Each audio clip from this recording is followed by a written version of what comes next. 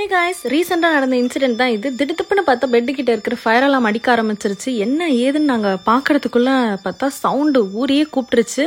ஒன்றும் இல்லை, ஆசையாக ஹஸ்பண்ட்காக ஒரு சிக்கன் ஃப்ரை பண்ணேன். அது கொஞ்சம் டீப் ஃப்ரை ஆகிடுச்சு. அதனால ஃபயர் அலாம் அடிக்க ஆரம்பிச்சிருச்சு. என்ன பண்ணியும் அந்த ஃபயர் அலாம் எங்களால் ஸ்டாப் பண்ணவே முடியல. ஆக்சுவலி என்ன ஏதுன்னு யோசிக்கிறதுக்குள்ளே அந்த சவுண்ட் எங்களை ரொம்பவே டார்ச்சர் பண்ணிடுச்சு.